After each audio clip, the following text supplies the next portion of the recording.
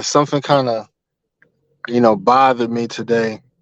Because I'm in like or was in like some large WhatsApp groups, and for the most part, guys share and talk about we talk about different countries and experiences, and in general, how I take these groups is one for information and one just to expand your mind culturally. Ultimately growth at the end of the day.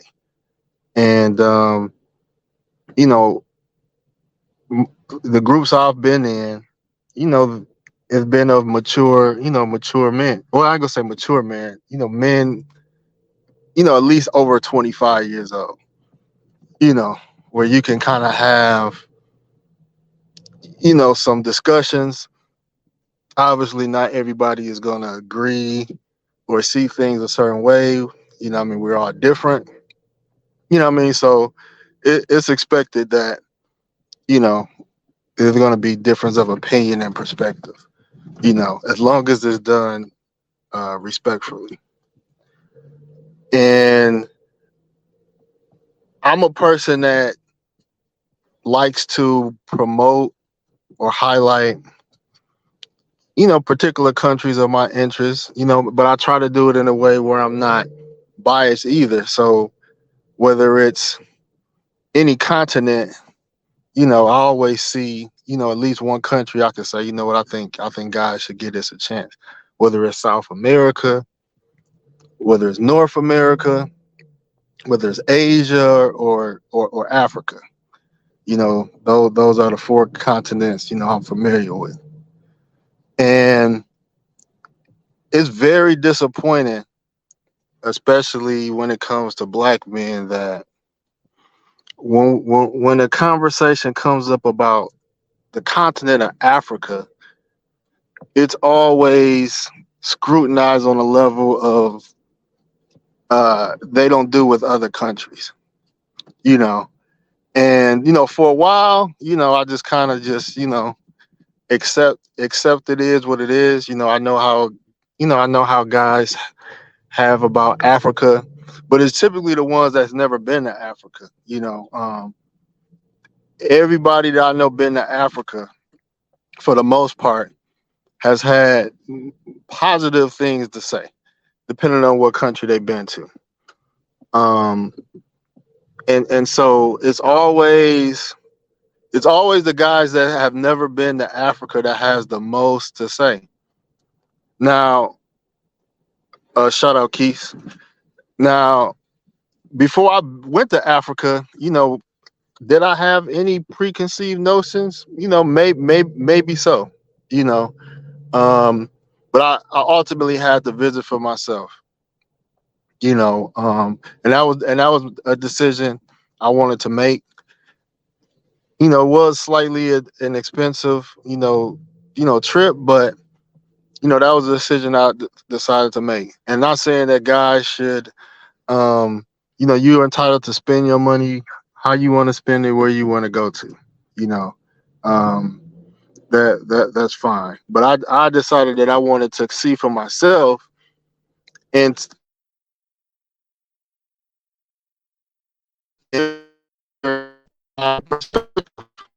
guys that here to respect my opinion when it comes to travel. Or at least I went to Africa for the first time. I went with the expectation that I wasn't gonna like it. Like hyping it up or overselling it. I went just with an open mind. I went hope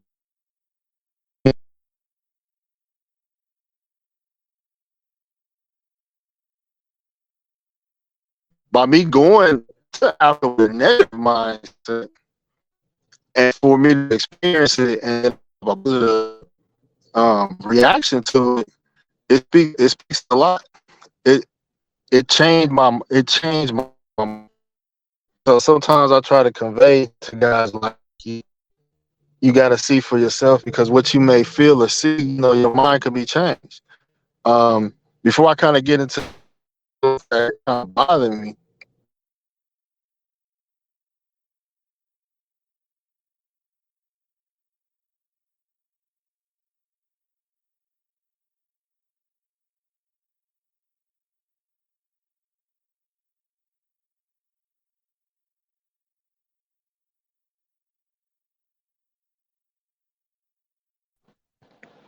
yo, I don't know what the hell just happened. Hope y'all still with me. Hope y'all still with me. I lost connection. But when I went to when it came to Colombia, I'm Borgin. Okay, let me know if I'm doing better now because I got 5G right now. I should be good. I should be good. All right. Yeah, when I went to Colombia for the first time, or when I was kind of part of that first wave of travelers to go to Colombia back in what 2016, I was trying to get guys to go to Colombia because everybody was stuck on DR. So, and people, obviously people was like, all the crime, Pablo Escobar and all this, and you know, they didn't see enough receipts. They didn't see enough pictures of women floating around to convince them that Colombia might be some place they like. But eventually, everybody, started going to Colombia, and now it's even more popular than DR right now. And so, and that's just the nature. A lot of guys just need proof for whatever reason. Um, so going into what happened, today. So, sometimes in these groups, I may come across, beautiful African women. I may just want to share in a group. Um, just to add variety, because there's always Latina heavy in a lot of these groups. And what's crazy is that they will never criticize, they will never critique an Afro Latina like they would an African woman, and they could have the same, phenotype. So I I posted a woman, African woman, nice, perfect, perfect body. A couple of examples, perfect, like perfect bodies, and guys that know, and these guys will admit that women in Africa don't have surgeries, and when it comes to the neck below, what I mean, I would say even the biggest critic can't argue the neck below. What I mean, Africa probably wins. What I mean, worldwide. You know, but every time when it comes to the face or hair, guys always have something negative to say. It's always like somebody made a comment like, what are hair, what's under that wig, or that weave, or they'll criticize them wearing short hair or having short hair, bald hair, with being ignorant to the culture. And even when you try to explain, why a lot of women wear their hair short, it just doesn't grasp. And then it's just like, well, that's just not my type. They can do this or they can do that. And part of what I try to do is to kind of to try to educate brothers, to try to open their mind. I mean, at least the understanding culturally. If that doesn't make, if I could at least do that. And I just left a lot of these groups, because it's becoming a waste of time. Now the topic of this discussion is preference versus prejudices, and a lot of black men have a lot of prejudices. They do. I want to get into the hair dynamic, because they'll just point out so many things. I'm gonna point out some things I've seen in Sosua. I'm gonna point out some of the things I've seen in Sosua. And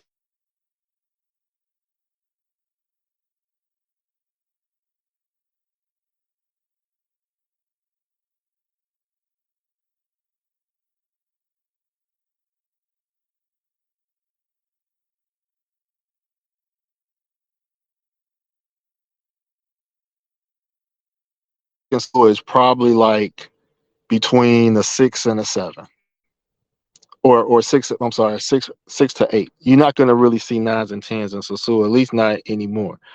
So just on that, so you got, on average 6 and a 7, and the only distinction, the thing that makes Dominicans is their skin tone. They have like they're not too light, they're not too dark. They're more, people describe it as a cinnamon. I call it peanut butter complexion. That's kind of like the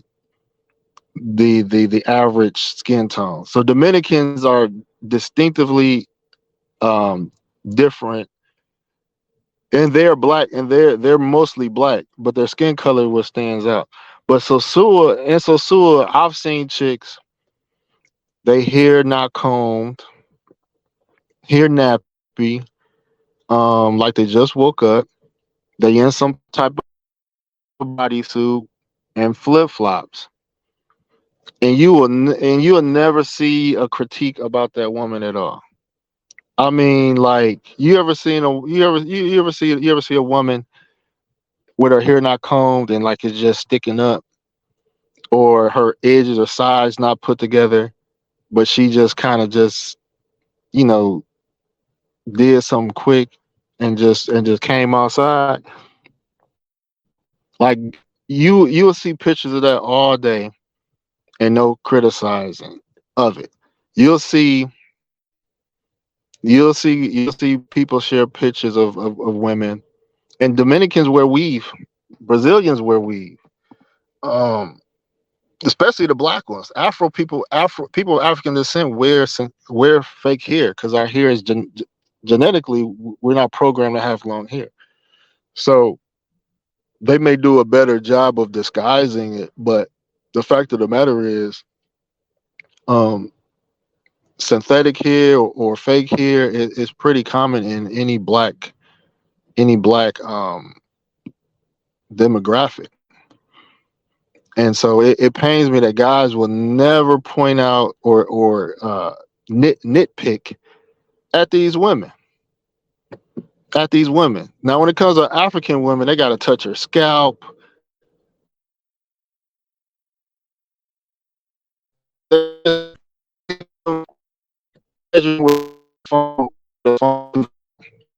just very, it's very sad. It's very, very sad. Um, Posted this African woman, just crazy body. You couldn't really tell what type of hairstyle she had. But the first question was, is she rocking a wig, or or or weave? And it's just like, why you just can't admire just the beautiful shape of the woman? You know what I mean? Like, it's it's uh it's sick. It's not just one person. It's a lot. It's a lot of black men that just feel that way. And so the the true beauty of a woman, if every woman was bald or had a low cut, you'll know who's really naturally beautiful and who's not. Hair, obviously hair, makeup, that, adds to or enhances your beauty. But if you was just raw, low cut, bald head, you would you would you would see, who's naturally attractive versus who's not as attractive. And in Africa, what a lot of people don't realize is that, one, Africans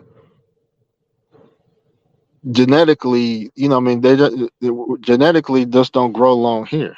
Black women in the United States don't really grow long hair. I grew up. I have a sister, have cousins, and it took years for them to like have shoulder length hair. They had to put certain type of grease in their hair, certain type of um, moisturizers, conditioners.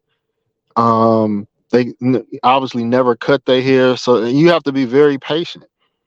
As a black woman in the United States to have shoulder length hair, and that's pretty standard in our community. If a woman grows her hair naturally, presses it, some try out perms, but shoulder length hair is kind of like the the average length of hair you'll see in a black woman in the United States.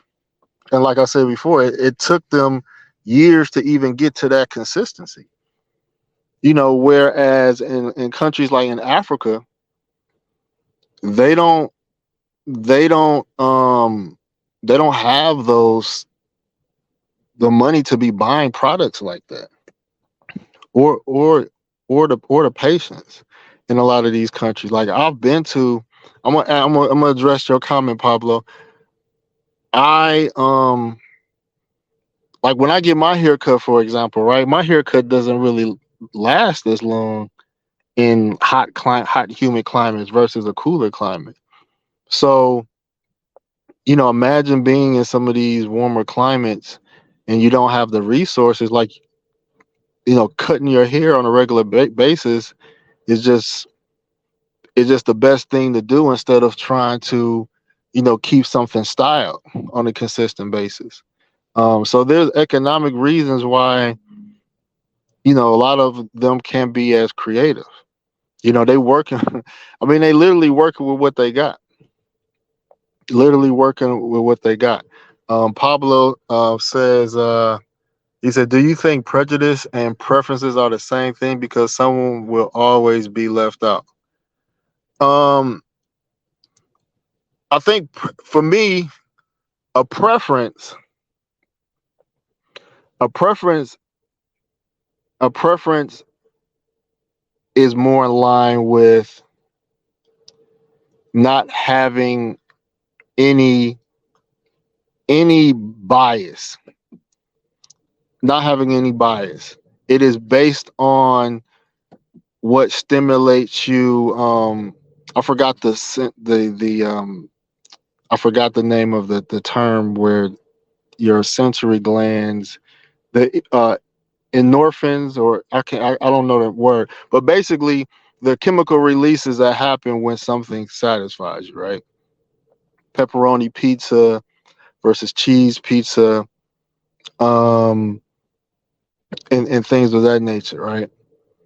Now, when it comes to more like prejudice, it's like it's like saying, you know, I think that pepperoni pizza tastes better at this white owned establishment than these black people making pizza, making the same pepperoni pizza. That's to me that's prejudice. You know, because you like pepperoni pizza. That's a preference you can have, but you don't like pepperoni pizza from a black restaurant for whatever reason. Just because in your mind that this white restaurant pizza is better. Not that you experienced this pepperoni pizza at a black or a black establishment and came to that conclusion. You just created this in your mind that this pepperoni pizza is better at this white establishment without experience. And that's the issue. That's the issue I have. Yeah, dopamine. Yeah, yeah. Thank you, dopamine. So that's the issue I have. Um, and I know a lot of passport bros, black men. I know they do not like being called out um when it comes to how they analyze different women. Now I don't judge your preference. but I do have an issue when you don't apply the same rules that you have towards towards everyone. Because then it comes off as when people describe as either self hate or anything like that. And I hate to agree. I hate to agree with critics, but a lot of times, a lot of times you guys make the critics make sense. You know. Um, Let me see. What up, man? Tomorrow. So yeah, so I had to leave. I had to leave some of these groups because it's just like I just feel like for myself, there's no personal growth. I'm all about personal growth. Um, I'm all about learning more about customs and certain cultures, and trying to explore and share information on a part of the world that's kind of been left behind. What I mean, and we playing catch up on information, and it's very difficult and painstaking to really try to um, trying to influence guys, because I mean I do consider myself an influencer to a certain extent. So, and I want to be able to to influence guys uh, to visit places, to be aware of places they may have not known. You know, so many guys have credited me, or or thanked me for for letting them know about South Africa. Not that other people haven't been, but as far as like some of the spaces, it was kind of like not a place people really talked about. So a lot of guys was like, "Man, you was right. I enjoyed myself. I can't wait to get back." And then other brothers have explored other countries in Africa as well. Um, it's like the beauty is there. The beauty is there. Let's see. Michael Willis, he said, "Here we go again with the virtual signal. Okay, dick policing lectures." I mean, men have to be held accountable too. You know what I mean? Like it is not men are not void of criticism. I'm sorry. If there's any form of hypocrisy, it has to be called out. And I'm calling out hypocrisy. I mean, men could do what they want to do with they D or with their money, but let's take a step back. When you complain about how women in the Matrix act, right? They're not submissive, they're not traditional, they're not things of that nature, right? Now, a lot of men aren't traditional as well. If we want to have that argument, right?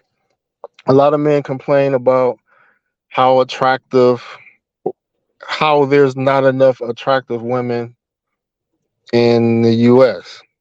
For example, now them not going to the gym and things like that, which is valid, and issues I've had with the U.S. as far as not enough attractive women to go around. But we don't never look at ourselves either, because just as just as much as we say there's not enough attractive women in the United States, those same women will say there's not enough attractive men in the United States. So it could it can go both ways. Um, I've never really, for example, Asian women, like I don't find I'm not attracted to them. Not that they're not attractive. I'm not attracted to Asians like that, because you know I like a certain body type. You know, I like a certain body type. I'll say that for the most part, and that's fine. I'm not calling them ugly. I'm not saying they look weird. I'm not calling them. I'm not disrespecting them how they look. I'm not making fun of how they look.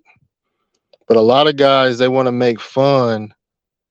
They want to make fun of how people look. And as a 40-plus-year-old man, like that's we should be past that. We should be adults. I'm not in a high school. I'm not in a high school lunchroom no more. I'm not making African booty scratcher jokes. I'm not making, you know, jokes about a dashiki. Yeah, I mean, we was young, young and dumb or whatever you want to call it, but I understand like why people in Africa wear colorful clothing that we thought was funny, just because that's their culture. They're I mean, they're not as creative as we are as Black Americans. I mean, they're being, I mean, their mind is open now due to social media, and they're become more creative. They're taking things from our culture and adapting, but they're working with all they got, you know. And that's something I had to experience, like traveling to these countries. Like, people work with what they have. Their lack of education and awareness keeps them behind create from a creativity standpoint. And that's what we're really and that's really what we're talking about, creativity. um i I never like to talk about someone's looks. You know what I mean? I wouldn't want nobody criticizing my looks. I just never, at this age, I just don't believe it's warranted. When I was younger, I used to roast people all day. But you got guys that, on a scale from 1 to 10, are below a 5, that can sit all day and roast specifically African women. I could see if it was all women, but African women get uh, roasted so much. A lot of times by men that's not even attractive themselves. How it's just like a woman. It's just like a oversized woman. Talking about how, man, like, he need to lose weight, or or somebody broke saying, man, you need to get your money up. It don't make any sense. Like, it doesn't sound good when a woman does it, and it doesn't sound good when a man does it. You know, and I don't even fix my mouth to do that. I don't even fix myself to call somebody ugly. I think that is very that is it just that for me, that's what that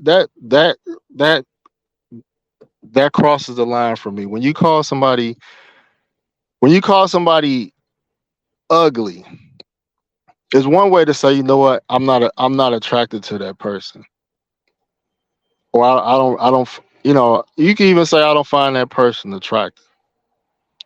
But when it comes to your own people, and to describe them in that manner, there's a reason why there's a lot of bad blood between Black immigrants and Black Americans. Because the descriptive words we use is very insulting. It's very insulting, and it's very offensive to people that see beauty, or that can see the beauty in all our Black immigrants. Now, do I think that there are groups of Black uh, people that are less attractive and more attractive? Yeah, but I would never. I can fix my mouth to call them ugly. Another thing too is I'm gonna try to see if I can catch up on some of the comments because I'm driving, so it's hard for me to read and drive. Um, but when it comes to Black Americans, we are blessed in a certain way too. You know, I said this before. We are mixed. We are a mixed group of people. And we don't conceptualize mixed because we are most of us are like are of dark or darker skin. So we associate mixed with light skin. We don't associate mixed with we don't really process being mixed in a different term, but we're mixed. So if you mix, let's say, three dark countries, let's say you mix Nigeria, Congo, Uganda, and Mozambique, for example. If you mix those countries, like you're still going to get the same the same skin tone. But what you will get is what you get with mixing people. You'll get exotic features. So I'm trying to educate people. Like when people see a Black American, we don't know what we can't conceptualize what they see. But when they see Black Americans, they see actually we're mixed to them because they see a tall man. They say, okay, because a lot of Africans are not as tall as Black Americans. So being tall, we get that from I can't really pinpoint where we get height from, but we get height from a certain certain tribes in Africa. We get our height from. Um, our skin complexions, for the most part, we're not as dark as some African countries. So we are lighter skinned. Even as black as I am, I'm light skinned to somebody in Africa, right? Um, we have a certain tint to our skin. Obviously, our teeth, our smile. We don't have certain foreheads like certain parts of Africa. So we're make a long story short, we're mixed. We're mixed to Africans, and most women I've talked to in Africa, they find Black American men exotic looking. Because we're mixed. We're not homogenous like a lot of those countries in Africa is. They're used to seeing one particular phenotype all the time. So we have an advantage because we're mixed, and so we can't be like in so many ways we're being like Dominicans or Puerto Ricans or any mixed race because now we are because mixed people unconsciously look at themselves as the beauty standard.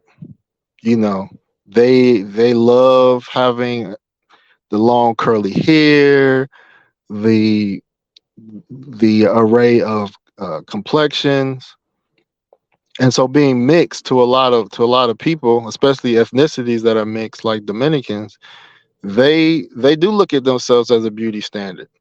I don't think there's nothing wrong with that, but just want to point out subconsciously they do. So Black Americans, a lot of Black Americans, um we may have that mindset of setting or saying what a beauty standard a beauty standard should be because we are mixed. And not only that, we're mixed, we have economic resources, we have freedom to have creativity. That's why we're creative in our clothing, we're creative in our music, we're creative in our food. So those things are valid. I mean, there are things about Africa that are very boring or not appealing to us. Their food, a lot of their food lacks the creativity. You know, instead of me saying, African food tastes nasty or African food is disgusting or it doesn't look appealing, I have to say, you know what? African food lacks creativity. That's how I have to process it. African food lacks creativity. African food lacks variety. African food lacks money. You know, a lot of them can't afford to eat different meats every course of the meal. We can eat different meats, pause, for breakfast. Sausage, pause, bacon, chicken and waffles, catfish and grits. Like, we have a lot of variety. Like, those are luxury items at best with a lot of African countries. So I'm just trying to just say, before criticizing, you know, try to understand why those situations exist, and be mindful of if you offended somebody. Yeah, it is. Yeah, it is healthy. You might offend somebody. Like, I had to take a step back because I went to college and been around people. Like, my assumption was that I was always around African American people, when really sometimes I was around African people or people from the Caribbean, and I probably could have said something offensive, and they didn't say anything. But you never know who your crowd is in a lot of these groups. Let me try to scroll back. He said most of these dudes are suspect, matriarchal raised dick policemen that are too damn overly concerned about black men do with their family jewels and their preferences in women. Okay. Most of these dudes have self-esteem issues. Man of Tomorrow says telling men to be more disciplined, dick police, and some of these uncultured reptiles need to just do them and stop calling themselves pastoral, bro. A lot of groups are into cooking each other like they are back in high school. Yes, that's what I have an issue with. He said the passport travel groups are stagnant because of the matriarchal raised dudes that are plantation bros, dick policing, running rampant, trying to lecture somebody. I mean, to be honest, some people need to be lectured to. These groups are most ratchet, ignorant spaces in the passport bro spaces. So I get your point there. Mike Willis said nobody said that man wasn't exempt from accountability, but give it a rest with the shame taxes. I mean, it's not really shaming. Shaming is to me. Shaming is trying to people shame to try to get people to stop. How should I say this? You shame people to make them feel bad. You want to make them feel guilty about whatever the case may be. You want them to put their head down in shame, in the face of shame. That's not my goal. That's not my that's not even my angle. My angle is expressing my frustration, which is if a person type if a person is a if a person takes the shame, then let a hit dog holler.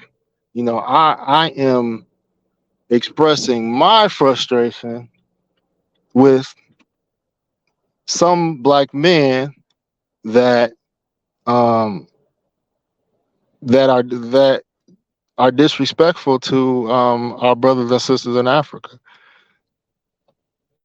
You can feel how you want to feel. You can feel how you want to feel. But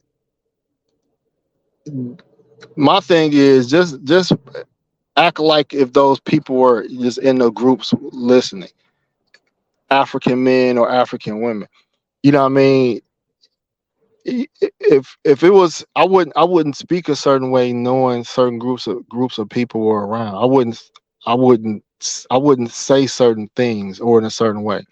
You can be honest with yourself. You could be like, man, that that wig looks terrible. You know what I mean? She need to holler at one of the sisters in the United States to like hook her up. Or them braids look terrible. You know what I mean? Or some people say, you know what, she got low hair, she could probably shape it up or do do X, A, B, C. That's fine. But my thing is other groups of people, and it's not dick policing saying that other groups of women don't get the same roasting when they with in the same situation. That's all I'm saying. If you gonna roast if you gonna roast black women, roast them all. You know, I've seen guys, and I don't know which Michael Willis this is, but um, I've seen guys in these groups. They will defend, for example, a guy. Let's say a guy goes to DR, right, or even Colombia, but I'll just say DR. A guy goes to DR, and he'll post a woman, an average looking woman in DR, and obviously some guys be like, "Man, you went all the way to DR for that," and then there'll be guys defending like, "Man, you know, everybody, choose who they want to choose. You know what I mean? Like he don't have to get like a dime just because of the DR. Like, he just enjoying, he just enjoying himself. You know what I mean? All brothers, that's what all brothers do. The point is to travel and enjoy yourself and to meet someone and you can, enjoy yourself and have a good time. But if a guy posts a average looking Dominican chick, there's going to be guys that'll defend him against the criticism. But when it comes to, let's say, a woman of Africa being criticized, nobody comes to defense of that. So those are the inconsistencies I see. Because yeah, I mean, there are going to be critics and then there are going to be supporters. But I just see more when it comes to non-African women, there's critics and non-supporters. But when it comes to when it comes to non-African women, there's critics and then there's supporters. But when it comes to African women, there's critics and no supporters. Even Austin said, he lost subscribers being in Africa. He lost views and things of that nature, which is fair because people, it's like a TV show, right? People pay for what they want to see. They subscribe based on the type of maybe if you're a travel content creator, they are interested in certain parts of the world, and some parts they're not interested in. But it's amazing. It's just amazing that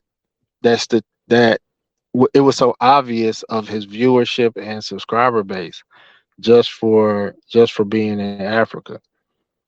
And Austin is a perfect example. He's a perfect example. He is a person. If he did not, I honestly believe if he did not have that debacle in Brazil, I do not think he would be in Africa now. Or probably he wouldn't be in Africa no time soon. I think that he would have explored more Brazil, um, and maybe he would. I mean, maybe he would have traveled to other countries, but I think I'm sure Africa would have been low on his list. I'm sure of that it would have been low on his list. So the fact that he was forced to go to Africa. I ain't gonna say forced to go to Africa, but he pretty much was limited to Africa. Asia, Asia just was not his speed. So he was limited to like, all right, I guess there's nowhere else to fucking go but to Africa now. So he goes to Africa, not having high expectations, and he falls in love with Kenya. He finds he sees he went, he's been to countries. Some countries he's not a fan of. Some countries he's seen some positives. Some countries he's seen some negatives. But the fact that he have experienced it, overall he has a net positive experience, and he's glad that he's able to be there, you know.